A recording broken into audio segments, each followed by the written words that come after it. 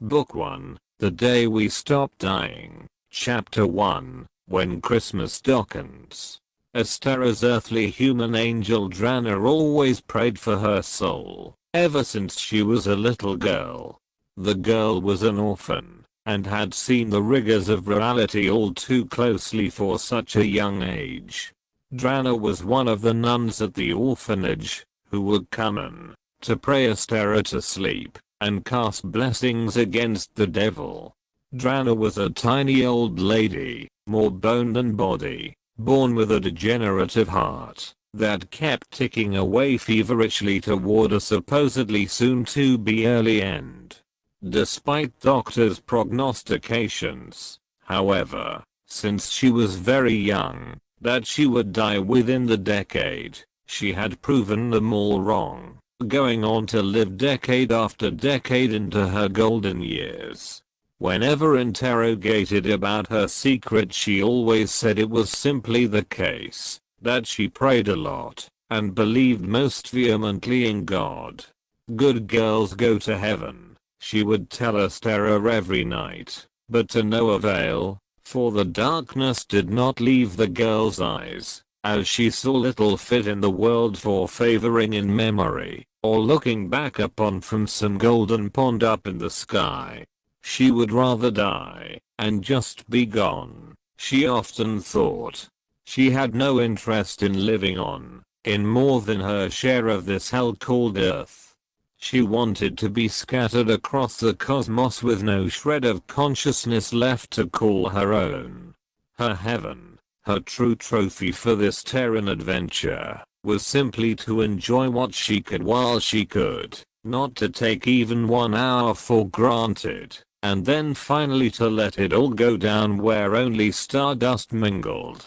Whenever Drana would hear her speak of such things, however, the nun would go into a panic of rituals trying to exorcise the orphan. But it was never any use, for Estera was not possessed, but rather dispossessed of her very own spirit. Disconnected from her higher form, she could not truly enjoy a creative minute in the minutiae, and she could not truly imagine a pleasant heaven of the mind. Her mind was madness too far in, and her heaven was the desert of thought, the absence of being, and the magic of non-existence. So she grew up to be a lawyer, and sailed the barrier reef on vacation, balancing the best of living and working, with no thought to tomorrow, no thought to yesterday, no thought to anything but breath. This was all, until she met Rockwell, who broke in. He busted up her heart, and made her want to feel again. The way his eyes gleamed when he smiled at her, the way she felt faint when they embraced, nothing could compare, and the innocent girl in her was reawakened. The one who thought about weddings and shining nights started to surface, if only for brief flashes, but he saw it and melted. He was a sucker for her callous heart, her hard upbringings, but also her stalwart work ethic that had led to such a vertical ascent into the court world, and her willingness to explore new lands. He himself rarely traveled, and never enjoyed a single job in his life except his art. In many ways she was the magnetic opposite of him, but together they shared a bond, the kind that united two gazes meeting in unspoken trust. They made pledges and promises, uttered gushes and suffered fawnings, always pushing and pulling into love. Then one day they were having a drink at the very place they first met, when he had put on a show down the streets, and she had come to see him. Afterward, pints at the Lost Souls pub had oiled their awkwardness into motion, and then emotion, finally allowing romance to bloom. But this day an argument erupted over the bill. She was tired of him always being broke for art. He was sick of her always putting money first. She wanted him to try more life, experiment. He wanted her to settle down, have a family. She told him over and over how she hated kids. He told her he did not care, but in truth he did. He thought perhaps one day she would cave. She knew he thought this, but let him think it. They would not speak for the rest of the night. By morning they would be back to inseparable. Their days went on this way from hot to cold. One thing that was for sure was hearts of old. They knew each other like the lines of time. All that was left was to live out life unsold. They had not given in, not given up on love. She had been on the brink, and he out of luck. But together their spark reignited from inside. They could look forward to forever going by. Nothing was impossible for couples together. But it was becoming rarer and rarer those days. It was the year 2050 and things were different. People were different. Love was considered the territory of insane people and common fools.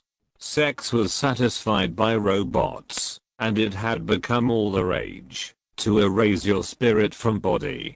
People who underwent this transformation via oral vaccinations that were free at all pharma dispensaries amounted to no more than mindless zombies. Meds were self-prescribed now. People interacted with computers to learn what drugs might cure what personality disorders they had picked up as a result of experience. Experience was a sin in the new pop culture, and so those who were one day close friends, the next did not remember you or themselves, going through what came to be known as starting over. It became nearly pandemic for a while, as folk went overboard hitting their reset buttons all too often, for fewer and fewer truly good reasons, in some cases even going on restart benders. Basically they treated their lives like computers, and treated their souls as the unwanted refuse accumulated from too much exposure to a marred world. Other technological atrocities or marvels, depending on the perspective, abounded in these times, but none was more tantalizing to consider than the near-breaking discovery of time travel and the final everlasting key to the true first aim, immortality. From separate science camps across the globe, these two discoveries were coming along in parallel, so that not only was the world wondering what to make of either one of them individually, but what it would mean to make use of both of them in tandem. To what net result? I don't like it one bit, Astera said on Christmas Eve, feeling Rockwell's hands, looking into his eyes. I don't want to live forever. God forbid I even live to old age. You don't really mean that, babe, honestly? Well, you know, for you, I will stick around. Always a dark joker you were, but seriously. Love it, don't you? You'd love to live forever. I just think creativity and youth go together. And you love art, so you could always paint. We never stop changing. There's always art. Okay, so what about this time travel business? Now that I'm not so sure about. Sounds iffy. See, now that is something I could get behind. You'd like to go back, do it all again maybe? Just get as far away from myself as possible. You've never been comfortable in your skin. Skin is gross. Rather be bones decomposing. Just don't leave me behind. He kissed her. She kissed back harder, missing him already. Promise me you text second you get home. Promise, babe. We will live together soon. I can't wait to cook us breakfast every day. Dish duty is the least I can do for your eggs. As long as you leave my other eggs alone. He smiled, hugged her goodbye, and left. Then he burst back in a second later, grabbing her by the neck and crushing lips with her, as they fell back once more into her bed, and carried on for one last episode of passionate lovemaking. For a girl so obsessed with losing herself, she became incredibly connected in the heat of intimacy, and for a man so into creativity, he could never tire of doing the same things over and over with her forever. This time, however, on a spur of whim, almost as an act of self-sabotage to her own happiness, just to see a smile on his face, and win him over ever, that little more, she let him leave the rubber aside that night, just to feel him so much closer. Little did she know that once was enough. Little did they know he would never make it home. Little did fate care, pitching in a twist just for show. She would never forget, the following day, the news. Detective Ryan Raymond arrived at her door somber. He had been friends with Rockwell. They went back. A tear thread down one cheek as he lowered his head. He could not look Estera in the eyes, so dark was he. What happened? Star, it's Rocco. Look at me, Ryan. He's gone. What? Star broke down. She seemed to age before his eyes. He held her close, stroking her hair, telling her it would be alright. They would get through this together. He told her Rockwell had been in a fatal car accident on his way home last night. He had been driving along minding his business, when an 18-wheeler came careening through a red light, colliding with his driver's side at 140 kmph dead on, killing him instantly upon impact. They found his body nearly unrecognizable, caged in the crushed frame of the car, burned to a corpse of wax and ash. She could not bear to hear anymore and turned inward. He followed her into her bedroom where he deferred. Please leave now, Ryan. Thank you for coming. Star, I can stay if you want. It's no problem at all. No, I think I need to be alone now. I'm very tired. He could tell she was in shock, and sat beside her. He held her hand, and rubbed the small of her back. She turned into him, and cried for a very long time. He comforted her as best he could, praying for Rocco. Christmas would never be the same again for either. They spent many days together just talking. She shared with him many stories of her rock. She told him how they had met at Lost Souls. The pub was a common passion for them both. They hit it off immediately, both slightly jaded. But then her stories about him started to wane. In place of the memories were new ones with Ryan. She began to look at him in a different, warmer light. But a month on she learned she was having a baby. Ryan had mixed feelings, but pretended to be cool. Her memories of Rockwell were renewed for a while. But then she thought of Ryan again and turned back. She liked Ryan, but she still loved Rockwell as well. But she knew she had to put one behind to move on. She knew for the good of Ryan and herself what to do. She burned everything of Rockwell's she had around. She erased every last trace of him from surroundings. All memory was subdued, all triggers given release. Her baby would not know anything of a natural dad. She would carve out a future for her own happiness. It was not a cut and run, but a last-ditch effort at life. Drana would argue with her not to delete it all. But Star grew addicted to restart on a daily fix. So slowly she began to slip into a fog of oblivion. Bad memories were gone, but so were the good ones, leaving her an empty shell, sending Ryan to despair. But every Christmas, she seemed to cheer up. She would treat little Ryan Jr. to every trapping of the season, and make sure her child was protected from the harsh world. Whenever Junior would ask who the stocking was for that said Rockwell on it, the room would grow quiet, as Ryan shrunk away, and Star stared ahead blankly. Drana would be over for a week helping with the cooking and cleaning, and one time she found a framed picture of Rockwell in one of Star's drawers. She quietly put it away carefully. She prayed one day Star woke up. Until then, that was all she could do. She never discussed it with Ryan ever. Ryan began to lose hope and Star's love. He started seeing someone else in secret. Drana noticed signs, but said nothing yet. Star seemed oblivious to all of the telltales. It was almost as if she knew, but did not care. Finally, one day, she called Ryan Rocco by mistake, and he flipped out. He lost his temper and stormed off. He left to see his mistress, and she began to think. She went to her drawers and retrieved everything.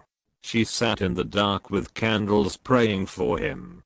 She prayed for him to come back to her one day. She told no one she did this at first, but soon, Ryan told her he was leaving for another. So she prayed for Rockwell openly and deep. Please, she whispered. Take me with you. But Rockwell was dead, and she was now insane.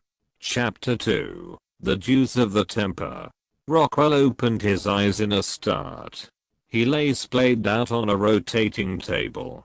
Wires connected him to a biometer. They were monitoring his transition. He had been reclaimed, made immort. The future was heaven, and he was there. It was not too far ahead of his own time. Humanity had learned how to live forever. Then they learned how to time travel soon after. Henceforward they vowed to retrieve all past lives. They would not disturb the timeline, but quietly bring them forward, at the point of their deaths, into the future where they were kept alive and given immortality. This was the true afterlife the year after he was told. The answer to the riddle of God was now known. Man himself was God to his past, in the years on. But they would not go back for everyone, not at all. There were courts and juries to decide who survived. Those deemed unfit to carry on were all left behind. And those who were chosen were bound to duties. In return for their salvation they had to serve it out. They were mantled Tempors, and sent back in time. Each Tempor had to retrieve 1,000 lives. Only after then could they go on into dreams. The rest of eternity would be seamless, but there were these final tests, these daunting tasks of transcendence. Each death was unique, so each retrieval required creative approaches, sometimes stealing a strand of DNA, other times gravitating their fleeing souls into instant black holes that teleported them into a cell bank in the future times, in tandem with regenerating their body from cultures, in order to provide them with a fresh new shell for their new adventures. The more any Tempor could retrieve of a person the better, and the closer they timed it to the artifact's moment of death, the better they could salvage a man or a woman in their entirety, whole and intact, unshattered. They teamed him up with a long-timer Boston Black. He wore an undertaker's outfit like all the old guard. Boston had failed many a retrieval and still served. How many retrievals would you say you've tried? Oh, hell. Must be going on 2,000 now. And how many have you saved? 75 and counting. Why is it so hard? What's the problem? Boston had a good laugh and chuckle. He led Rockwell to the temp jumpers.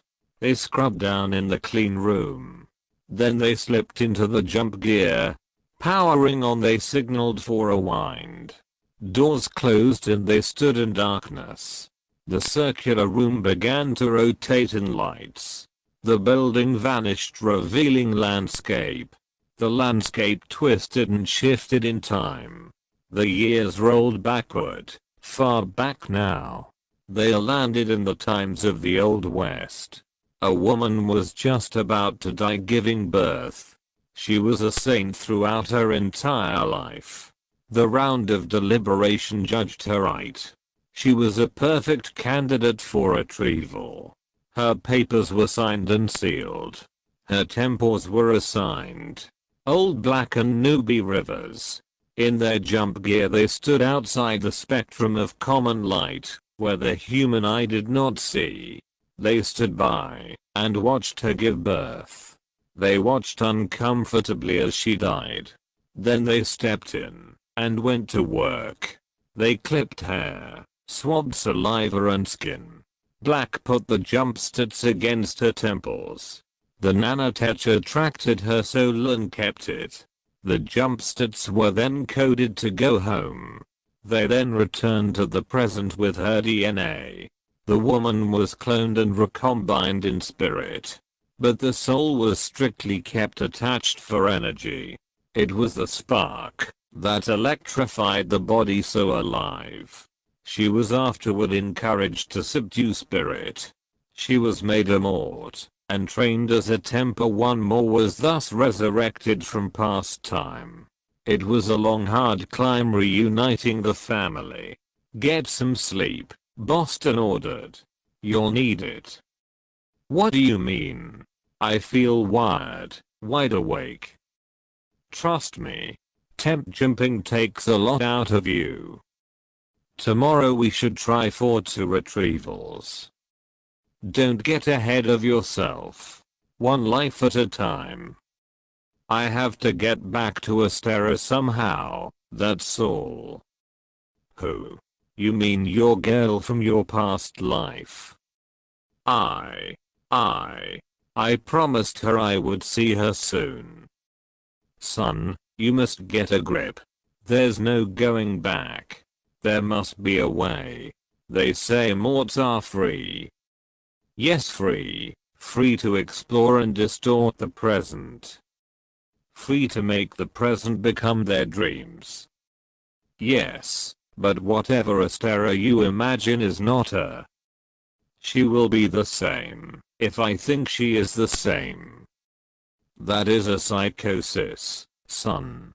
You need to move on. No choices in love. We all do what we must. Listen to you. You sound like a fool, boy. If you met her you would know, trust me. Just get some sleep. Tomorrow's a big day. 2 retrievals, Boston. 2 before noon. It cannot be done, kid. It has rarely been so. I never turned down a challenge. Bring it. I'm going to have you reassigned to a desk job. They shared a laugh and sauntered off to rooms. The next morning Rockwell was slow to rise. His bones ached as his new body acclimatized. He was hurting from yesterday after all, but now he had to live up to his challenge, and so they started again. First thing they temp jumped back to the 1950s. A surfer was just attacked by a shark, near death. His name was Green, Gomer Green, the legend. No one on the west coast was unfamiliar with him. He had broken all the records, with all of the luck. But his luck had finally come ashore, in a frenzy. Black and Rivers walked on water, for their densities were adjustable in the jumpsuits. They watched in horror. God, can't we stop it, when it's this bad, honestly?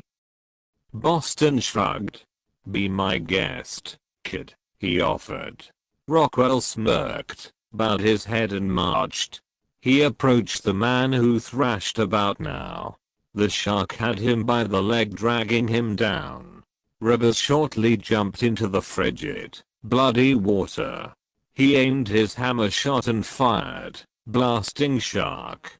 He pulled Green from the broken ice, up to safety. Boston helped them both back above water. They held Green up long enough to temp jump him back home. They immediately hit the emergency medic alarm. Green was transported to the medrooms pronto. His leg was stitched back together by lasers, flesh restored to new by vibrational technology, and while they were at it, they took 10 years off his life to bring him to Prime. Sometimes they do that, Boston explained. You probably noticed they took a few years off you too, you know. But after we graduate, we can choose what age to live at. Green was deputized as a new Tempor and sent off. So the cycle continued, and it was only mid-morn. Well done, but slow down there, son, it's too much. Don't you want to get off this rat wheel, Boston? Sure, kid, but we are time jumping, remember? We can take all the time in the world. We'll get there one day, and when we do, we can just rewind ourselves to fresh. Are you sure it works that way? I'd be worried. You worry too much, Rivers. But on with your mission. Let's see what you got in you, what you carry. Next that morning was a jump to the deep jungle. A journeyman, epic odyssey maker, called Vigor the Dark Hunter, was meeting his match with the jungle cat. The cat had him by the neck, and snapped him back. Vigor was strong, however, though his spine broken. He actually still fought back through blinding pain. Black and Rivers temp jumped right beside the two. The cat sensed them, and took off through the vines. Vigor rolled about in the agony of nerve spasms. Damn it, Boston cursed. That can't happen. He bent down, and temp jumped Vigor fast. It sensed us? So some things can sense us. Yes. Boston sighed. We are here to some. They sampled Vigor's DNA as he gasped at them. Rockwell reviewed his training. Now it changes. Yes, now we've altered the great timeline. There will be forms to fill out, but it will be alright. It was just a cat. How much difference could the change of trajectory in one cat's life really make, anyway? I'm sure the Ageless One will give it a pass and still count it toward another soul saved. Who is this Ageless One anyhow? They mentioned him all through training, but never where he came from. Where it came from. The Ageless One does not identify with gender, time or even existence. It is other. The perfection of what humanity has become. Yes, exactly. From the Temp Testament. The Ageless One was the first to go full immort. Others have followed suit to degrees, but the majority still only enjoy limited immortality. Most will never achieve full immort and only live 2000 years or so. It has to do with coding. What do you mean coding? Like in the mind? In the body mind. Parameters must be met. So does this Ageless One have the answer? It claims ownership over the final secret, but has not yet divulged it, though many pilgrimages have been made to the temple at the mount where it lives, to beg mercy of it, that it might bestow what it knows upon humanity. But though it always holds court for whoever purports to deserve more, it has not yet given the ultimate arithmetic to anyone yet. It claims only the noblest deserving would ever learn. Brand new future, but just a lot more of the same. No one ever said this was paradise, my friend. We said it was heaven. What heaven is often thought to be, with near immortality, free energy and unlimited creative potential. The arena for enlightenment is divine. but the likelihood of corruption and distortion no less than before. What we need is a leg up, some way for leverage. Trust me, Rivers. It would be done, if any way. But everyone's just giving up on the past, retrieving until they complete temper, then disappearing into a limbo of fantasy of their own minds conjuring, like that's life. Now you're starting to see it my way, newbie. This is worse than even a few decades ago. It's worse than restarting all the time. It's like retreating all the time. Well said. Now look at this. Vigor's soul signal has been scrambled by his spinal injury, so our Templar jumps have no effect. We can retrieve his body, but not his mind data, or spirit atoms. He will be a half-boot. You mean we will rebuild his body just blank? Yes, what in training they called the tabula rasa clause. If retrieval can only attain custody of the artifact's body, then a hollow humanoid would be rebuilt and allowed to live on Immort, despite having no memory of past life. If, contrarily, a retrieval can only attain custody of the artifact's spirit, then that spirit must be given a new body of its choosing, in order to also live out in the present eternity of free Immorts, what locals had come to call Eterniti. So Vigor will not know about the jungle? He will not even know how to speak. They will program his language. Yes, every nuance recoded. But how will he choose what to be, what kind of man to be, when he does not even remember being a man? That, my friend, is the final question. For what they found would happen is that, somehow, people always know. They always know what they really want to be. Boston nodded, sunk in thought. Somehow they know, deep inside, instinctively beyond mind, beyond body, perhaps beyond even spirit, which flies in the face of everything Ageless One says about how misleading and malicious the spirit is to the body. You will remember from training, in the texts, he teaches that, in order to be most human, we must separate from spirit, leaving mostly body, and just a little bit of mind. Well, this phenomenon, however, would seem to suggest that it is in fact the spirit that lingers long after the mind is gone. Spirit appears to be central. So I'm surprised they are even allowed to live on, being such counterexamples of what Ageless One teaches. It is a political maneuver, for the new allegiance needed some cooperation, in order to placate the plebs whose family and friends were being denied retrieval.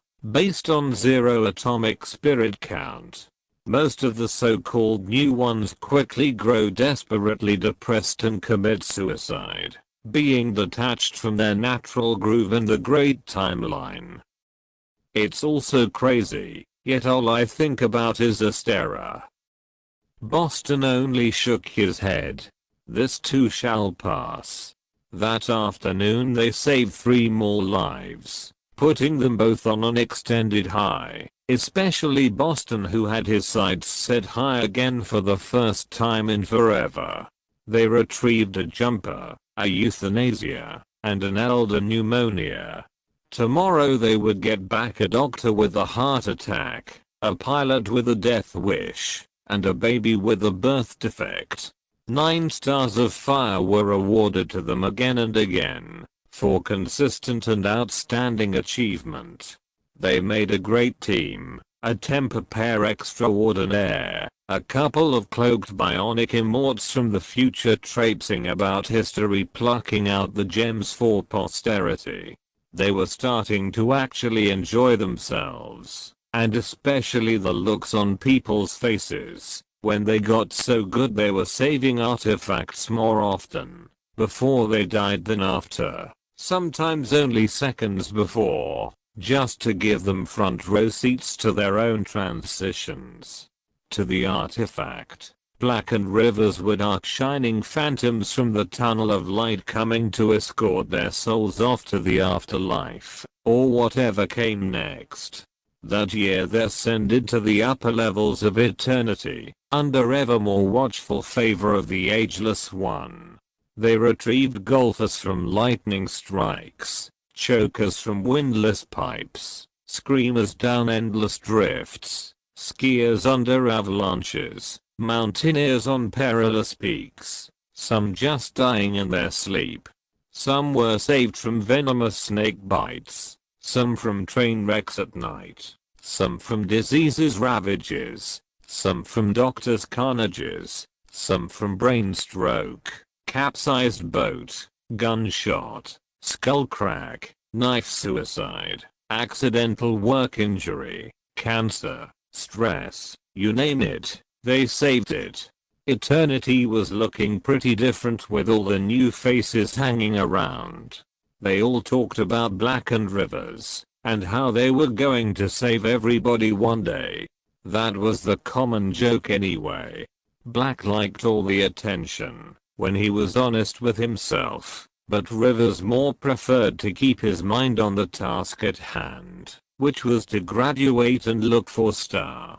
If it was not for her, he was not sure he would have survived this long, lost to a reason for swinging on. One day they were about to save a teen, Calistico Caldry, who had gotten killed running a train on his bike. He was the kind of kid who thought he was invincible, and pushed everything way too far. So this time was his last of the luck and beginning of the buck back, as he got hit, was rushed to the hospital, then fell into a coma, and put on life support. Blackened Rivers entered the room where he lay, and they knew right away that something was different. Calistico lay motionless, but the monitors jumped alive as they entered. It was obvious the kid could sense their presence on some level. They were caught off guard, because this had never happened before. Calistico had some aura about him, which they could see clear as day, on first glance. He's supposed to be in a coma. He is, but incredibly conscious. Rockwell stepped up bedside. You can hear me, can't you? He's supposed to be dead in 5. His signature is strong. It's strange. I agree. Something does not fit here. No light is so strong this near the end. Then suddenly, Calistico opened his eyes. Jesus! Rockwell exclaimed, staggering. Boston bolted bedside, as the kid talked. You have come to take me to hell, no? Kid, for God's sake, there is no hell. You were going to the future, my boy. But now you look half alive at least. Yes, we need to go. This is very bad. They started to back away. They had definitely just totally skewered the great timeline by engaging the kid. If anyone else sensed them there, they would be in big trouble. Please leave me, for God, he begged. His eyes closed again, breathing slowed. Then they saw his soul rise up, vanish.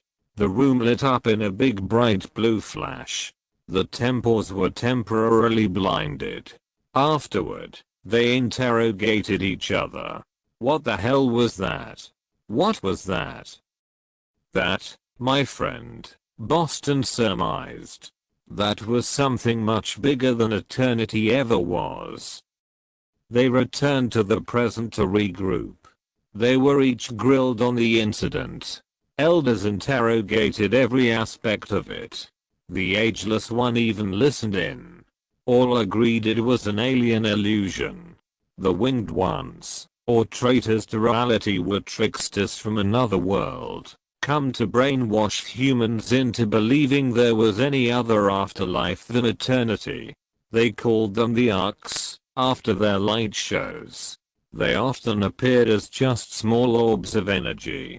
"I don't buy this alien agenda," Rockwell confided in Boston later. "It's all too convenient. Why do they care? Because they are devils from stars, rivers. What other excuse do they need to lead humans astray on Earth? So they come, and they steal away our souls? If we don't get to them first, often they do. But what if they are real angels, Boston?" Black laughed uproariously. "Get real, son." So they carried on with their retrievals. They continued to save record number of artifacts.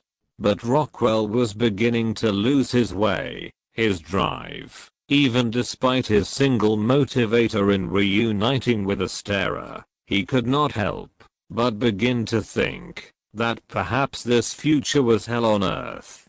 The people of present were all too materialistic for his truest likings, too involved with their myopic little worlds, too selfish and greedy, too dismissive of all things emotional, too egomaniacal about the supremacy of man over all.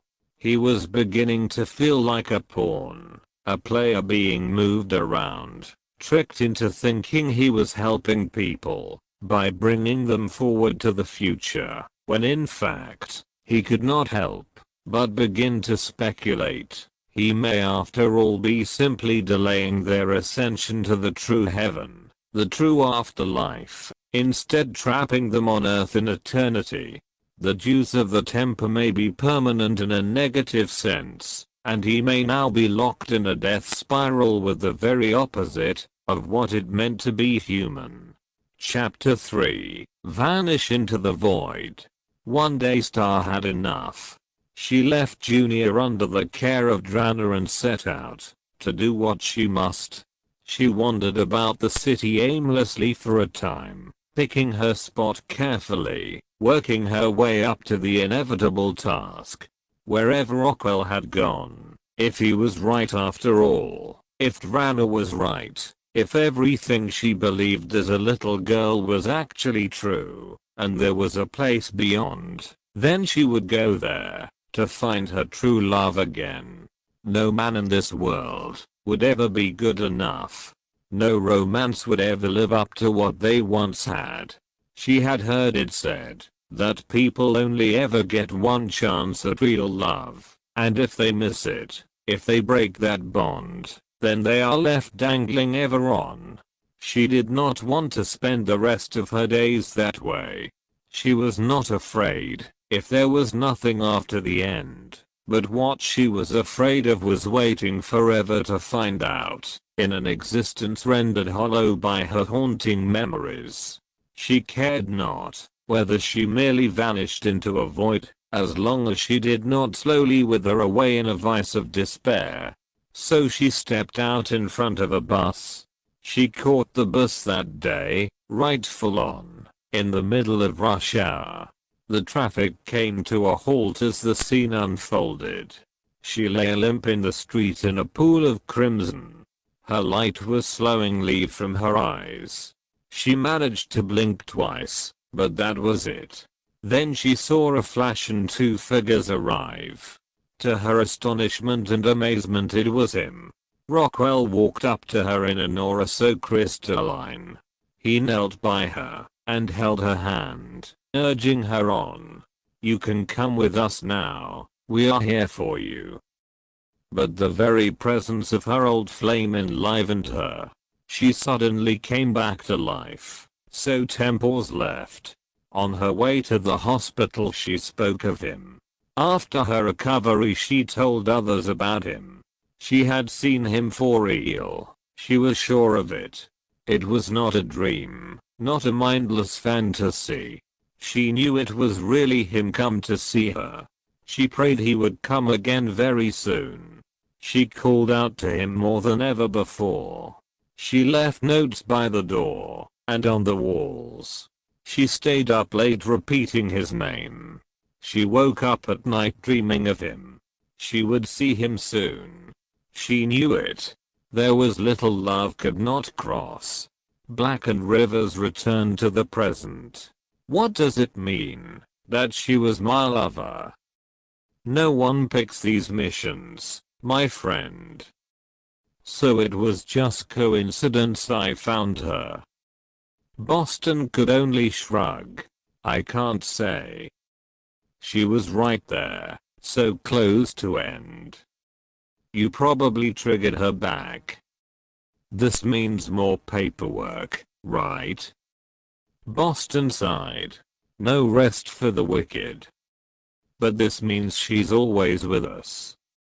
As long as they don't write her off. You really think they would do that? You know as well as I what they do. They might think she's a risk now. Any threat to the timeline is a risk. I will not lose her. Not all over again. Son, there's little else that you can do. I'm telling you now, that is the line. Don't make me knock it out of you. Don't test me on this if anything else. I can't lose my ticket into eternity. Not asking you to. I will do it all. Whatever you're thinking, just don't. Eternity is not enough for me, I'm afraid. Book 2, Transcendence Unchained, Chapter 4, The Unseen Signals Inside Us. Callistico sat in his humble throne in the clouds, looking down at the seeing pool, talking with his overangel Poe about the impact of love upon the human condition. He was watching Rockwell work, the poor Tempor who had almost unwittingly prevented him from ascending to heaven. He truly does not know he yet walks in hell. It is beginning to dawn on him. Poe spoke. I never got to experience love while alive. Every life serves a purpose in its stride. Their bond is so strong they sense it inside. Yes. The power of love rises over all. They are like bright beacons to each other. Poe swirled the pool so the image churned. The picture turned to Star alone in her room. She feels him even now, in different times. They were born for one another by fate. I have been assigned to assist this man. His virtue is your inclusion in his life. I have looked into his heart. He lies. He tells himself he will never love. Not again, anyway, unless I can help it. Rockwell had been thinking all day of seeing her. He planned his escape 1,000 times before. He would wait until Black had a sick day. Next time he flew solo he would break. He would time jump 10 times to start. He would lose their tail through chaos. The eye of eternity, of the Ageless One, would cross lines of sight trying to espy him in the timeline. Then he would find his way to her, hidden. He had a plan for saving her from the past. They would be reunited by faith or fist. Nothing would divide them again. Nothing would tear them apart. Nothing would sear their hearts. All that stood between them would soon vanish into stardust, leaving only the feelings once shared. There was a time and a place in every man's life for finally concluding love was a choice, but not a conscious one. All that remained for the body of flesh was to find it. All that was needed was to sense the signals. There was no machinery, no math to the pull. You just felt it, and when you did, time was up. These moments must be met with but a march. A single-minded walk to the end was in order. Nothing else mattered, but the reunion of two. Nothing else patterned itself upon the divine. Callistico stood by silently, in stark approval. Rockwell's angel plotted for his happiness. Chapter 5, Time in Love Too Thin. Boston was summoned to the inner sanctum. Aegeless One took a long time in order to begin. Black had heard something was wrong, but not what. He was soon informed that Rivers had gone off alone. He had skipped out earlier that morning on a jump. We were tracking him for several jumps until now. God damn it. He went and did it. You lost him. We'll find him again soon. He's jumping quick. He's doing it on purpose to jam up the feed. He can't sustain it for long. We'll find him. Your confidence is misplaced. He has tricks. That is why you are here.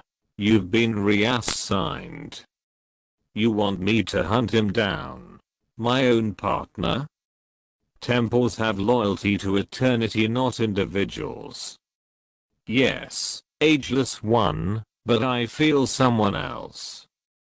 We believe we know where he will end up. You think he's going after the girl, don't you? You will demort him and extinguish the girl.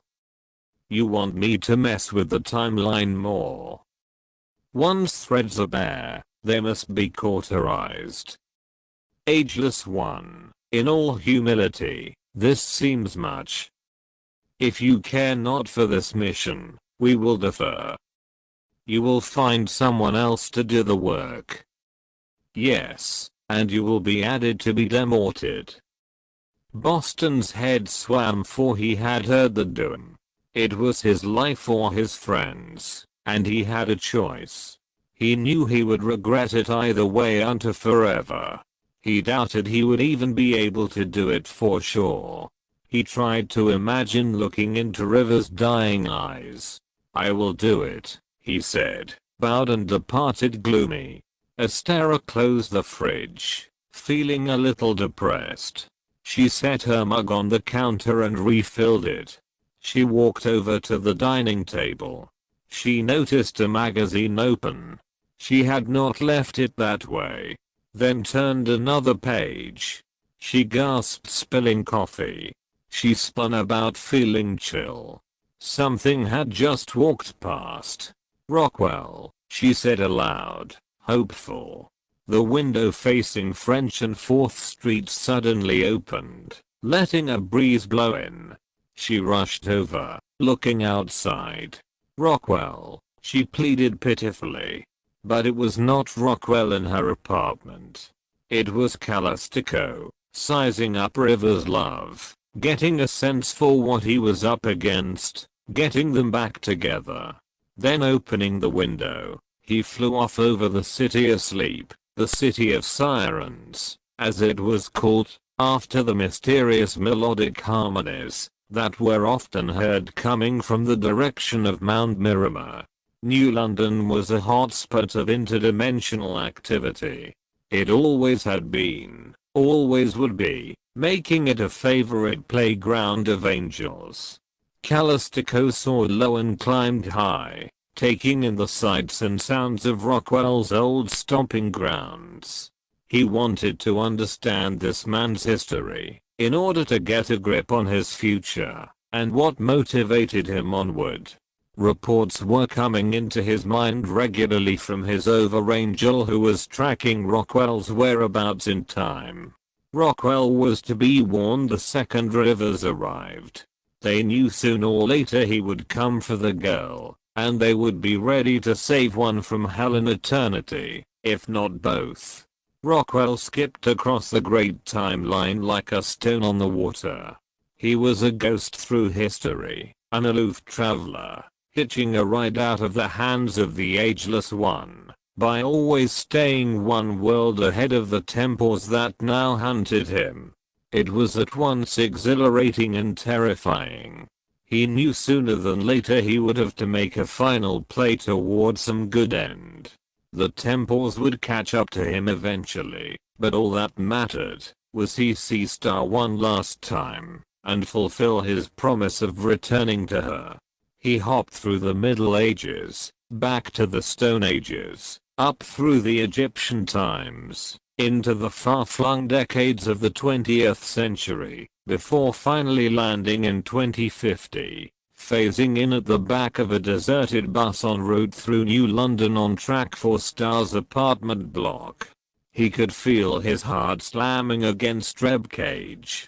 His pattern of involvement with Estera was all tangled up inside him, making him long for her more now with every second, strung tighter and tighter inside about it. It was early morning and she would be on her way to work soon, to catch this bus. A few more passengers got on before they arrived, but as they turned the corner, he saw that Estera was not there.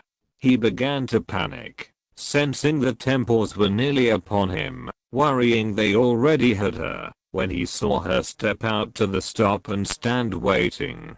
The bus stopped, the doors opened, and on she stepped, not seeing him instantly, making her way to the back of the bus, sitting directly in front of him.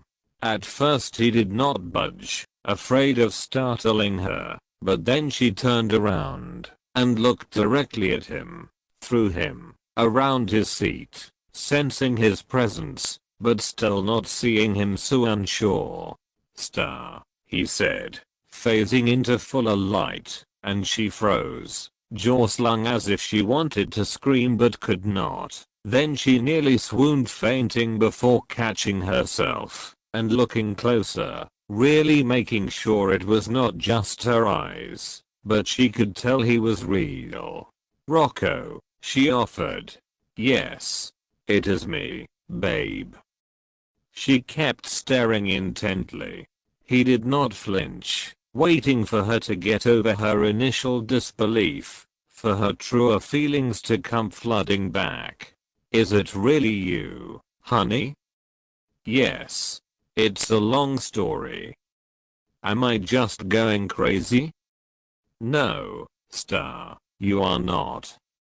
You were at accident." "Indeed. I was there."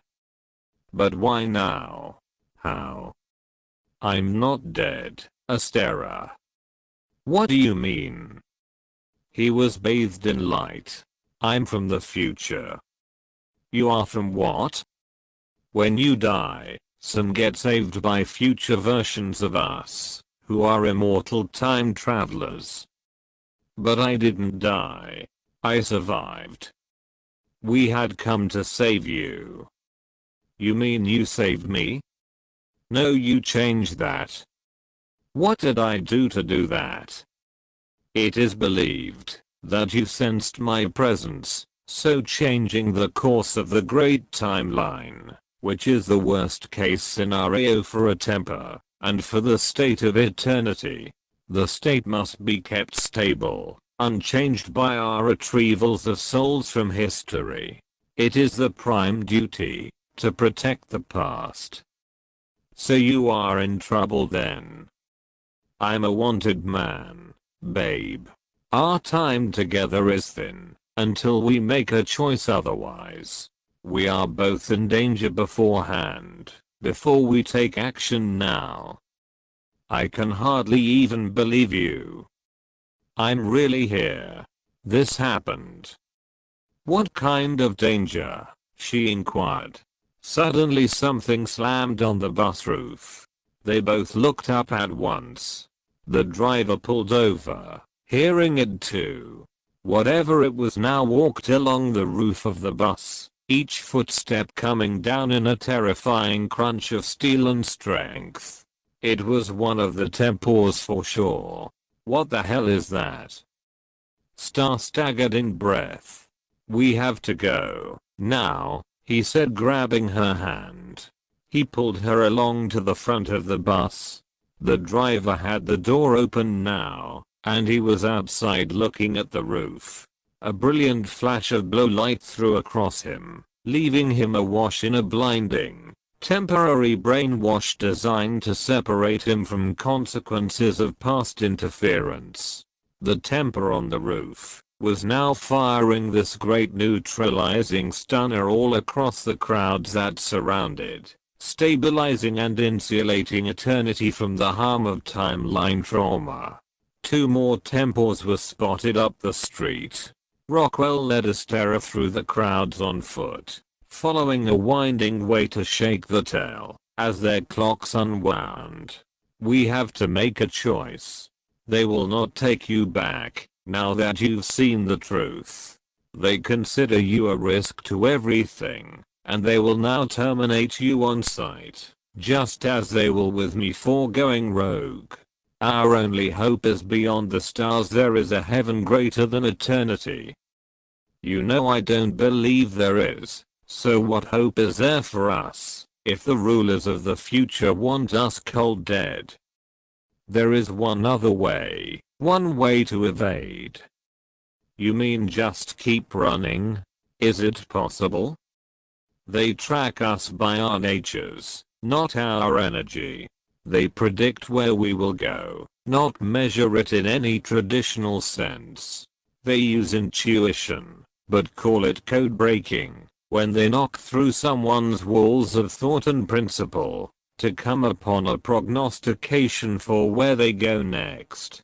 We had such technology and innovation even in our time, but it became so advanced. To outwit the machines became challenging. We learned it is always still possible for a human to outsmart an electrode, but it requires a passion for original thinking. We cannot go anywhere we once wanted to travel. We cannot dress in any way we used to prefer. We cannot do anything that is anything like what we would be expected to do. We have to turn left even when right seems like no big deal. The more we change it up, the longer we will make it alive, and we will be together the entire time. I still have my immortality, for they cannot take that back, unless they have me pinned down. But when you have lived out your life, then I would so give up my powers, and go forward with you into whatever may lie beyond the mountain of mortality, beyond the valley of eternity, in the clouds of creation, the final sun, where our love shines. He stopped and kissed her now, caught up in a throng. The crowds were continuing on their paths, but in zombie-like trances, only conscious enough to keep moving. But then he sensed Boston's presence. Black was back. He turned and saw him emerge from the mob in light. "This is the end of the line, my old friend," he said. "Boston? What? Oh, they got to you. I see, damn right. They got to me. Look what you did." "I didn't do anything, old man. I did this for her. And now you've lost both your lives for the cause. You have come to do what you must, so go on." Rockwell knew he had the upper hand. He was more adept at jumping than any temp he knew, but bringing Astera complicated the balance, and it would take skill.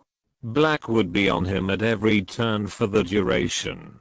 He felt betrayed, but also understood the man's motivation. He truly believed, despite all their discussions, that Boston had no faith in spirits beyond his body, or of his body. All Black wanted was to fulfill his dues of the Tempor, and spend eternity on a tropical beach living in a hut with a honey. Rockwell could not blame him, but would not die. He would randomize every atom of his being first. He would scatter their days to the ends of the earth. There would be no tracks to follow, no clues to claw back, no stars to lead the way, only ever following chaos. You could have had forever. Boston roared. His old partner laughed wickedly now, possessed. He was bitten by the ego bug, the need to everlast. This was the mentality to which every citizen of eternity eventually succumbed. Aegeless One no doubt told Black he would have everything he ever wanted in spades. But the way it always panned out was it was never enough. Citizens of eternity were a dastardly bunch of energy thieves. Also hollow and vacant, without that creative spark, simply existing for the want of stealing someone else's spin. You see, I don't need forever when I'm with her. Oh please, Rocco. You've got a lot to know. Ageless One is not right about everything, Black. Blasphemy. I'm going to enjoy finishing you. You say that now, but we were good friends. Some things change. Maybe I never cared. All you had to do was look the other way. They would have terminated me too, son. Don't call me that. My real father never got saved. He was scattered to the winds, and that is where I'm going, but not on your watch, not in this line of the times. You will die one day, whether by our hand or your own. You will not last long once she is gone. The wind was picking up into gusts. I won't be going on without her. Black shook his head in disgust. Ageless One's Eterniti realized. It peered down through clouds. Rockwell knew that time was up. It was now or not at all if anything. One look from the One could strip him from Immort, and then he and Astera would both be lost. Boston saw Rockwell's hand move to his side, and he knew the boy was going to activate his randomizer. Black jumped to chase them down, but their particles were already blinking in and out, about to launch into photons, weaving waves through the dimensions of time and space, threading them across the toroid of history. But even with the spectacular talents that Rockwell had learned through his time as a Tempor, none of that would have saved them without getting a head start. He had waited too long, given Boston too much time, allowed the Ageless One to descend upon their position, and so the only thing that intervened was the angel he did not know he had. Callistico unfolded from a realm of gold, white wings spreading wide as he stood his ground before Black, shining. The crowds who still milled about in a trance noticed none of this. It was an event outside of time in the sense that nothing they did would jeopardize the gate of greater tomorrows, nor close their gateways back to the future present. But Black knew, if he did not finish Rockwell he would be finished himself. So Callistico was just a footnote. He stormed the angel, firing off a flurry of rounds, screaming toward the messenger of heaven with a searing determination to destroy whatever blocked him from target. Stand down, Callistico commanded, voice in heights. I spare no quarter for demons from other frames. Rockwell is protected by divine right. Mortal. Deliver me from your fantasy, fool, and die. Boston swung for the angel, but it flew up high. It swooped back down, and blasted him with light.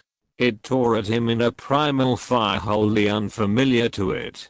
Callistico knew his bond with God was to sacrifice. He did not deserve heaven without humility. All he had was a chance to help Rock and Star. By sparing one unit's love, he loved vicariously. Ageless One skimmed over the two clashing. The one swung its gaze over time in chase. But Rock and Star had all the head start. They needed but just one opportunity. So they took it, and vanished into nothing. They went somewhere but only they knew where. So the longest manhunt in eternity had finally begun. Plus the first romance to span millennia soon ensued. Ageless One would remain enraged until their end. Black would be Tempor until Rock and Star collided. The two would change the great timeline with every footstep they took, throwing eternity into a deep dive. The days of the Immort were rocked to the core. Every sunrise brought new changes to challenge. Not until the pair of heretics were apprehended would the wheel of fortune roll back toward eternity. Not until they were eliminated from time would order be restored. Not until they were cut off from cascading paradigm shifts through history's ripples would it all end. Their one weapon was time. Their one choice was but to change the future before the future changed them. Chapter 6. Going rogue in history. They visited other worlds, other times, and never looked back. The next step was always a surprise. The next jump was always a mystery. They did not survive by wits or wisdom so much as wild abandon, complete disregard for what came before. The only constant was the other. "I love you so much sometimes," she confessed. He laughed good-naturedly. "And other times?" "There are no other times," she reassured him. They were walking along a river path talking. There was plenty of time for talking these days. All their life was just on the run holding hands. "Well, I love you too. And I always will, in fact." We never seem to need to say it at all usually. Maybe it means something unexpected is up. She looked across the water. Clouds collected. They had only been in this quaint village a few days and signs were telling them to leave already. They were getting too comfortable, spending too much time in the old ways, the old patterns of loving each other. If anything, it was their love that was going to find them out in the end. As soon as they started getting close, old habits were hard to ignore, and if they were not careful, all of eternity would see their love lit up like a supernova in the timeline. So obvious to the trained temper that they did not belong there. So it was their turn again to move on, to flee.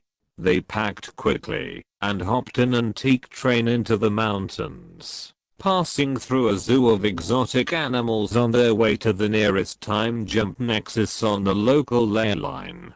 In one of the aviaries, a parrot took a liking to Star, and she let it sit on her shoulder giggling. "We shouldn't be having so much fun when so many people want us dead. If we live by that logic, then we lose, they win." True that. I just get tired of the relentless pursuit. True that. True that. The parrot chimed in with them. "Oh. Can we keep him? I think he's really smart." "What is it, something that we would normally do?" No, not at all. We never liked pets." "Okay. Perfect. Let's name him Chance. He'll be our good luck charm for a second." "Yes, just until he becomes a habit, then not." Star winked and kissed Rock to show happiness. They continued on up the mountain to the Nexus and time jumped 100 years on and 5,000 miles away, then again another 5 away, and then back 500 years, blazing through a kaleidoscopic tunnel of light on their journey, bouncing around the timeline. Much of it was the work of senses, as Rockwell picked where to land next, and this time they would lay low in a little fishing village. Next time it would be a ski resort. Sometime it would be the big city hub that covered them. Other times it would be the small quiet town that kept their mouths shut and kept the pair's secret safe from Tempors. Ever Black was behind them, driving them on and on, always right so close he thought he could smell them. Whereas he was never wickedly minded toward Rocco before, now he was thinking every second about killing him and the girl, to get this ultimate chase over with once and for all. He had vigor as his first temper, ready to pounce, plus a tight-knit group of seasoned temper assassins all ready to die, charged with the task of fixing the timeline, no matter the cost, by ending the lives of the Rock and Star. Meanwhile, The Ageless One ever watched over their shoulders, ready to take Black's life if he failed. There was every motivation for their unit to succeed in its task, but the ever-slippery twosome they sought bred every frustration. At times Vigor was overeager to get on with it as well, and one time they were almost upon Rock and Star hiding out in a cabin in the woods of Westchester Chest, Winterton. Vigor was sent ahead to scope out the situation. This was Black's first mistake. Second, following. Ageless urged them on despite cloudy insights, eager just to see some bloodshed either way. The length of their evasion was beginning to wear on even a true immort. Vigor snapped some twigs, but was low-key as they come, closing in on the cabin window by interdimensional stealth. He looked inside, could see nothing, but hear them. They were talking low, then not at all. Vigor looked back to where Black signaled for him to hold his position. But then he heard the two exiting out a back door, and turned back to head around the other side of the cabin and intercept. Wait. Black yelled under his breath. Damn. He sprinted after Vigor, but in the crossing paths of Tempors, every infinitely split moment was the moment you let prey get away, or the very hairline in time you got away. It was the unlikely opportunity you seized upon your trophy, or the wildest of long shots your hunter conquered you. Vigor rounded the cabin just in time to see the two disappear into the wood. He bounded on like a cat in a deep kill dash, drawing every ounce of energy out of him forward. Meanwhile, Callistico flew overhead, tracking Vigor. He had been close the entire time, but now saw it was his turn to influence events in Rock and Star's favor for another escape. He dove down slinging his bow and arrow of light, letting a bolt fly out across the wind into Vigor's back, felling him. But Vigor bounced back, swinging about, guns raised. Vigor fired 51 times before he blinked, and Callistico took a dozen odd hits, tumbling through the air to the ground, landing in a crumpled pile of limb and wing. By the time the angel recovered himself, he had Black to deal with instead of Vigor. Vigor was already out of range of his senses even as Boston came barreling down hard. He was forced to report back to heaven in defeat. Rock and Star threaded through the trees at breakneck speed, sparing no risk, just to get ahead a few more yards. Vigor gave chase with the steady beat of a hunter charged up. Every twig they snapped, every branch broken and stream disturbed, sent small shock waves ahead through history, through the butterfly effect, creating giant ripples in eternity, threatening to throw Ageless One's rule into jeopardy if they began making any bigger changes to time. Rockwell knew this, and he knew that was their best defense, to constantly keep Eternity's arcadal upturned. So they looked for ways to wire into causality. They looked for simple twists turned catalysts. Whatever kept them aloof, yet left a trace in their aftermath, awakened their passing, improved their chances, that the future would be forever altered in consequence. They climbed up out of the forest to the peak of a valley, and finally stood before the nexus they were after. It crackled in naked electricity to the watchful eye. They walked up, holding hands, closing lids. Vigor came out of the wood in time to see it. They stepped into the folds of history's wheel. Vigor saw them disappear, then ran up after. He was less adept at time jumping than Rock. He struggled to find his center of being, and sufficient concentration on demand, and he knew every moment he stalled the two outlaws of eternity got ever further away. But the more frustrated he got, the harder and harder it became to focus, until finally he threw up his hands. Meanwhile Rock and Star were riding horses across fields of roses toward a mountain range in the distance. Then they were riding a bullet train over a metropolis. Next they were hiding out in a van with a bunch of hippies heading for a festival where they would blend into thousands strong. But they did not stay long. Next they filed through a lineup at a casino in the middle of the desert. Next they flew in a plane across the great ocean toward a different continent. Next they toured a space station on Mars. Next they stowed away on a pirate ship out to sea between 1,000 islands. Then they left for a cruise ship on course for a new hideaway. Always Vigor and Black were on their heels.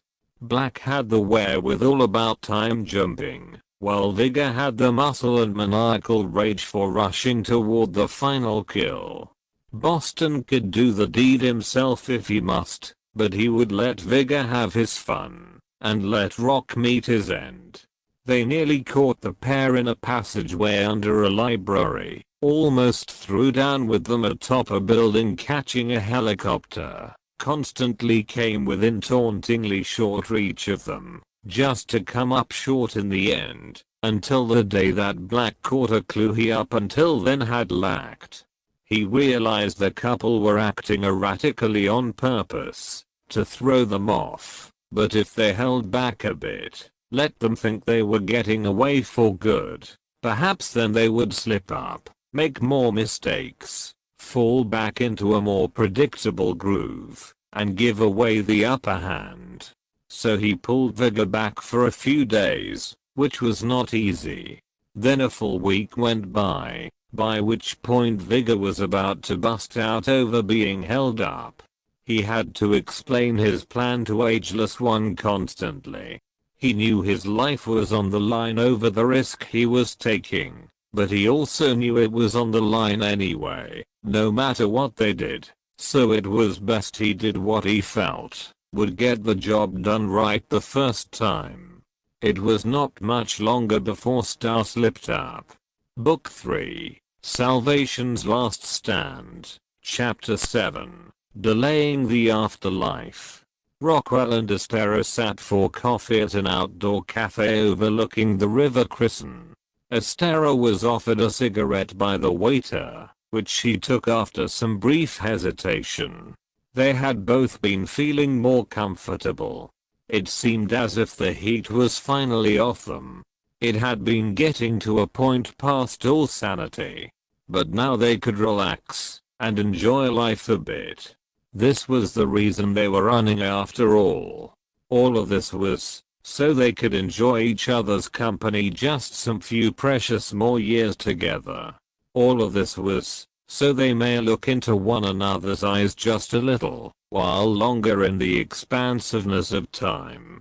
Whatever awaited them in the true afterlife, whether it be hell or heaven, or oblivion, it would be better than an eternity apart. But until then, they would stretch this mortal coil out, as long as it would unwind, savoring every last drop of their mortal lives, lingering on the sidelines of history.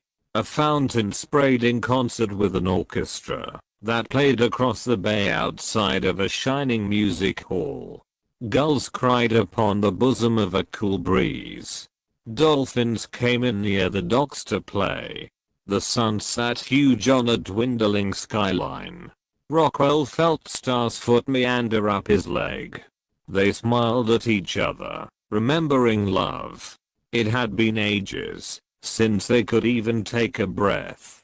Whatever lay in shadows for them later, they had to take what dreams came along, while they could still dance. Rockwell pushed back his chair and stood up, offering Astera his hand, and they fell into their old familiar step. Their ballroom was the pier, their romance was the blooming stars, and the night ahead was as deep as their eyes could shine. Their future lied before them into the past. Little did they know their dance would cut short. Callistico had been reassigned by God to other duties after his defeat at the hands of Vigor and Black. Other angels were sent after the Tempors. to do what they could to steer them off the trail of Rock and Star. But Calistico knew now firsthand that two tasked with replacing him were no match for those men from Eternity. He had a real investment now in seeing the couple to safety. He hated failing, but even more, he hated seeing others tearing apart hearts of true love. They do it because their own souls have gone cold. He often complained to his overangel, seeking his old job. God will never let you go down there again, young wing. He knows you are very passionate about the case now, and he fears you are blinded by the cause. So putting you back on that path would be putting you in the crosshairs. So Calistico went about his divine duties in the sky, tending to cloud formations, seeing to sunrise precision, making certain Earth rotation stayed true. But ever he kept eye on Rock and Star down below, watching their progress. When the time was right, if he must, he was determined to defy God's orders and fight for love. He knew how to take down Black now. He was sure of it, after having looked further into the perpetual Tempors past. Vigor, on the other hand, would be a harder egg to break. That one was more beast than man. He might need to be treated as such in order to give Rock and Star a chance. He began stashing away a bug-out bag in his cloud nook, where he could easily grab it the day he set to Earth, rogue against the Holy Spirit, at least for this one mission. God, however, could see what was coming, and frowned solemnly sad for Calistico. Any angel fallen, no matter the good intentions, though retaining of powers, was susceptible to influence and action from the other side. The devil would be on his tail as well as Asteris, and there was nothing God could do for either of them. Even if all his angels fled, he would be the one to adhere to his principles, his steadfast belief that they must not mess with the timeline. Otherwise, as was once set into stone, the timelines become crossed, blurring fate and setting the point of existence being at odds with the nonsensical denouements of history, and there becomes no longer any point to life. God himself was once a man ascended to the sky, and he did it by one means alone, on his own. So he saw it as his duty to pass on that one secret gift to man. Go it alone. Every deserving justice was worth doing it oneself. Every pair of wings won was done on one's own. To intercede was to interrupt, to set fire to time. Their duty was not to protect Rock and Star's love, but to see to it that they were not prevented from passing on, from finding the true afterlife. God knew Aegeless One wanted them not just dead, but souls scattered even from recombining in heaven or hell. Aegeless One wanted them scrubbed from history completely, with no residue behind, not even in the hallowed annals of higher orders, or the lightless caves across the dungeons of lower earth levels. The two angels sent to take over for Calistico, Lethalum and Boone, were more the rebels than trusted ones of God's flock. They were chosen for being effective hunters, but not so much for their cleverness in spiritual matters. They tracked the Tempors diligently, nevertheless, and waited on orders from their overangel when and whether to strike. Black and Vigor appeared on the pier from out of a fog that was just rolling in off Beta Bay. They spotted Rock and Star dancing, and jagged off to the right for the cover of dark edges. They closed in slowly, carefully, Black holding Vigor back until the last second, before releasing the bloodthirst. Since his inception as a Tempor, Vigor had deteriorated into a near total savage, only interested in prey. Now that he saw the pair of outlaws in the flesh, It was all the barbaric Futurian could do, but resist darting in. Wait for it, Vigor, Black urged, scanning the inlands for any sign of the winged demons who hunted them. Ageless One has warned us of this god, these angels among us, who seek to protect these two, for whatever reason I cannot imagine. What are they, Boston? Aliens from the stars. What do they want? To harvest eternity. Not on our watch. Rock and Star will fall. This is our chance, Black. No, this is your chance. Boston waved Vigor on. The tough thug obeyed. Rock and Star danced. Vigor stalked in close. Lethal and Boone arrived. They split up flanking Vigor. Black spotted them, cursing. Rock sensed one then two. Star did not seem to notice. All went quiet for a second. Then all at once threw down. Chapter 8. So many lost sanctuaries. The devil followed Calistico in a cunning restraint.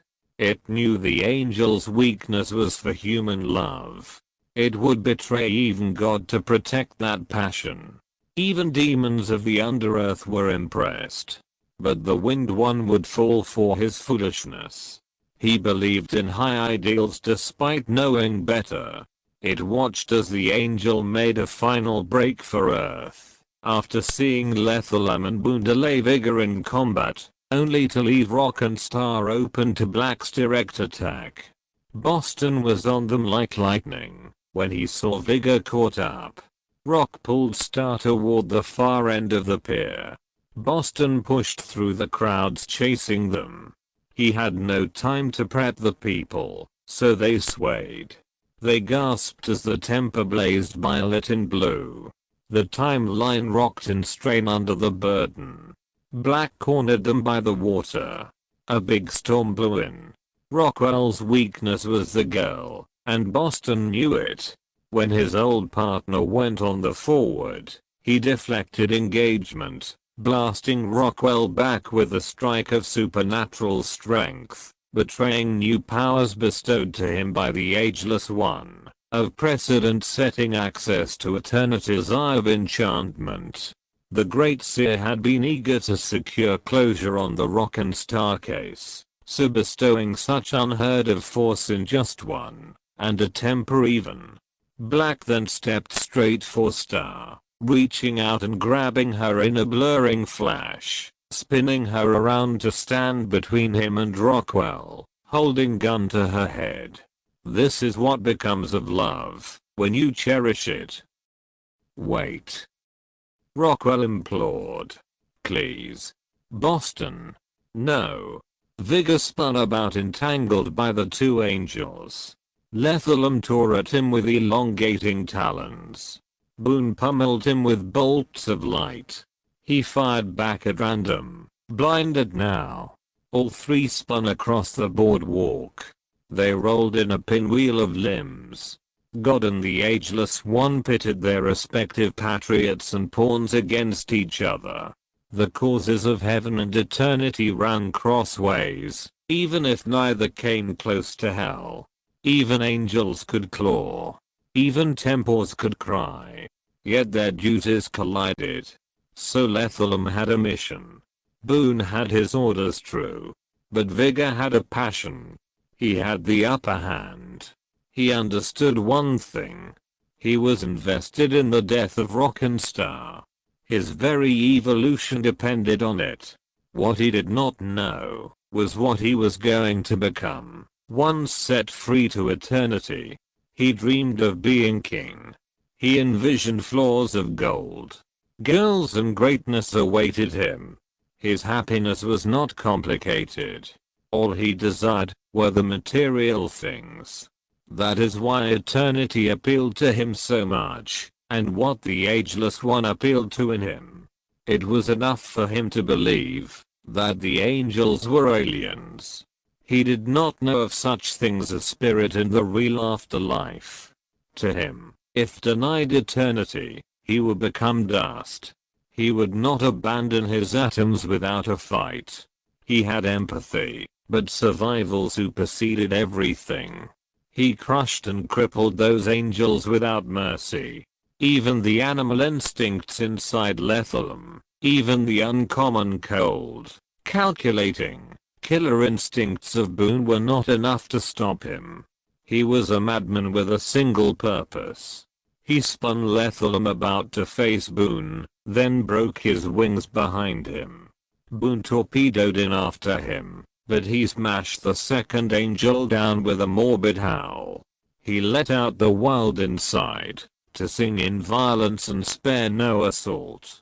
The angels soon lay dead at his feet, and he was covered in blood, panting for more now with a taste of it. Aegeless One sat back in his throne in satisfaction. Black's finger twitched on the trigger at Star's head. Callistico swooped down at light speed to intercept. Vigor stalked in for blood, ready to question it later. All points collapsed in a calamity as thunder broke. The first drops of rain were felt as Black fired off. But the gun did not work, for Callistico jammed it. It was easily short-circuited by the angel's mind. He landed before Black and the girl, grinning. Black had a short sword to her throat now. Now it is time for this game to finally end. What are you, demon? Alien from the stars? Let the girl go, and you will not need to find out. I already know, and soon all of you will be gone. Vigor approached rapidly, closing in on Rockwell. Rockwell stood locking gazes with Astera now. He was giving her strength, peace in chaos. Black sliced her throat and Callistico moved. He moved the world to him more than him to it. Time almost stood still in his speed of response. He tackled Black off the pier as Vigor hit rock. Astera found her bearings, and ran away of it all. Rockwell staggered dazed by the surprise attack. Underwater, Callistico blasted Black and blue nova. The entire bay lit up in a brilliant cool light flash. This distracted Vigor from finishing Rock off. River's time jumped to seconds before, in order to catch Vigor off his mark, and slammed him off his feet. He rushed afterward in a whirlwind fighting back, landing on top of Vigor, pounding his face with knuckles, nearly break his own hand, then ripping Vigor's own gun from his side, and aiming it between his eyes, on the edge. Don't do it. Callistico called out from behind him. Rock turned around to face his angel bathed in blue. Vigor watched every movement for an opportunity. Astera sensed this, wishing Rock would just shoot. The rain was coming down hard now in droves. Callistico held out his hand for Rockwell's gun. Rock took Vigor's second gun and now was holding off Tempor and Angel alike. Star joined him by his side and the two of them began to back away. Vigor started after, but Callistico grappled him down, even as God sent a flock of overangels after them to end the event, even as Ageless One sent back more Tempors to quell the disorder. Amidst a great clash of Tempor and angels, the devil walked about unseen, relishing the fray of fools. The devil did not distinguish between prey, but like the prime predator, took out the weakest first, while Rock and Star made their ultimate getaway, for Rock had an epiphany. He finally realized the only way they would ever escape this chase permanently was to completely disconnect from themselves, not just act differently, but actually become other people, go rogue to time. So he took them to a quiet church where they prayed, and in a garden mound behind, he bathed them in wave after wave of blue photons, erasing every memory they ever had, rewinding their experiences to the start. with simple hypnotic instructions and levels of consciousness stepped down to naked mind frames. He had explained everything to her. He had outlined how their lights would be undetectable by Aegeless One, and likely even the angels, by using his temper powers, to erase their lives from the state of time. He underestimated the devil. They would no longer know themselves, but neither would the rest of the universe. They would no longer be in love, but their love may yet rekindle and remain protected. They would not even know many things of the world, but hopefully they would soon learn of them once more. They would leave behind instructions for themselves to read after making the great leap into the abyss of identity. One day they would wake up on a big sailboat on the high seas, stocked with supplies enough to spend a lifetime on a remote tropical island. They would be lost yet free. They would rise up and meet each other for the first time, learn to love again, live in the world again, and be happy, at peace for a time, for the rest of their natural days, ever still wanted by Ageless One, but never found, ever still considered of interest to God, but never seen. Not until their final end would they ultimately reveal themselves again, but in the meantime, they would live out their years in as much contentment and care for each other as they could muster, by their own handwritten instructions, given to them by their former selves. That was the plan, anyway. But their feelings for each other were not really there, even if it were better than life on the run. At least they had this time together, stolen back from the cold, heartless eternity, protected against an imperfect God in their own manifest paradise.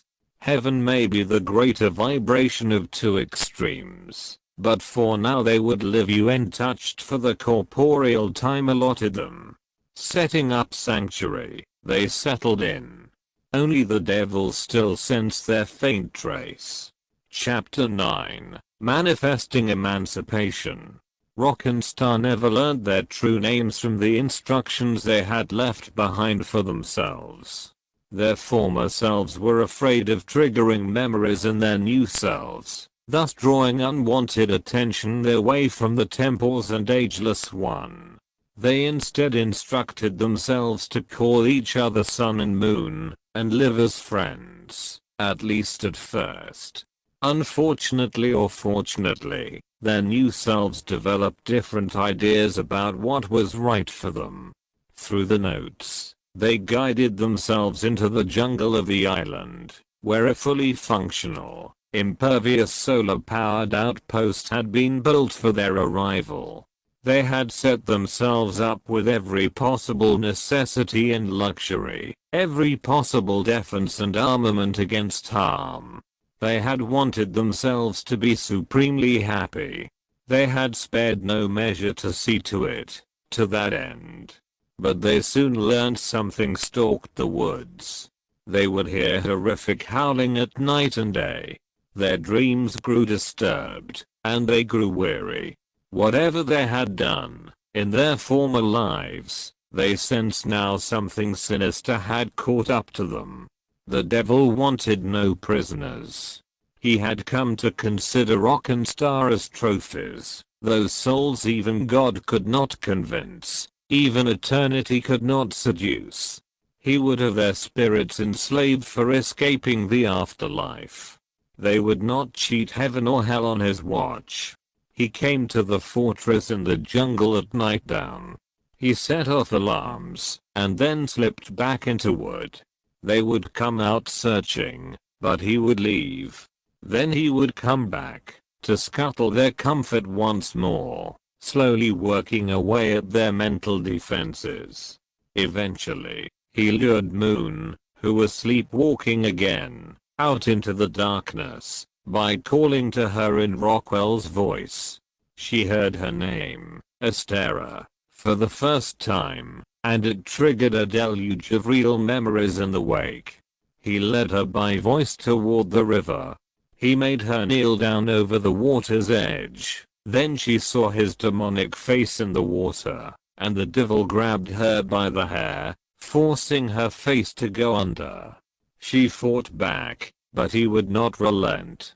Rockwell noticed her missing momentarily. He came running out yelling her name aloud. She screamed for him, breaking out of the water. The devil pushed her face down under again, smiling. Rock sprinted about the wood desperately to find her. When he did, she was alone, dunking her own head. He pulled her back, slapping her face, waking her. She told him what happened and they prayed. They returned to shelter and pulled their notes. They looked for anything warning of predators. She told him everything she now remembered of their past lives, in turn triggering his own memories, turning them back into beacons in time, no longer so well hidden. They turned to off-limit sections in the notes that they were not supposed to read before certain criteria were met, and they found some passages about the three fates, or three afterlives, in an appendix titled The Three Eyes. According to their former selves, there were three possible sequels to life, either in the future as immortals, in hell as sinners, or heaven as saints. They learned how they were supposed to live to ripe old ages, before relinquishing themselves to the split chances between heaven and hell. That was the plan, anyway, but now that they remembered everything, paradise was about to be upturned into a final stand. They began raising hell, lighting nightly fires on the beach so big they could almost be seen from the stars, in order to be sure God could hear them. They knew the devil could find them, so they decided to be sure God could find them as well, as he may be their only chance. Neither of them any longer had any final answers, except in their last-ditch hopes of going all out to the extreme, putting their best chips down in a grand existential ultimatum. So God did find them again, and also eventually Aegeless One and the Tempors. Once again Rock and Star had hunters afoot, but this time they were far less adept at time jumping. They would have to stand their ground however they could or die trying. They were not quite comfortable in their own skins yet, having gone through amnesia and back again, but they were much more fresh and rested. Lifetimes of feeling had come back to them all at once, as if every day that ever existed happened only just yesterday. So they were more passionate, more alive, more on fire and ready to fight for their right to love peace. It seemed everyone wanted a piece of their fate, but they would fight. Hell was for the hard of heart, heaven was for the boundless feeling, eternity was for control, but paradise was the haven of their hearts. They would not give up. Everything they knew of what mattered was here. God sent over angels this time, to tangle with the devil in the swamps, as Rock and Star climbed to the peak of the promontory that overlooked the shining sea. The Tempors climbed up after them, with Aegeless One's great eye rising on the horizon, glaring at them in rage. They stood before his gaze in pure defiance. They kissed under a gold sun in bloom. The one roared, booming across the waves. The Tempors closed in on them, so Rock prepared himself, driving his inner fire up higher than ever before. He upraised his hands to the azure sky. Sure as alive he would not surrender. His fists began white hot in blow light. He moved to engage the first Tempor. The other struck after Star in a flash. Meanwhile the devil danced with the overangels in a melee of mayhem, mauling them even as he succumbed. God was weary of this upstart interfering.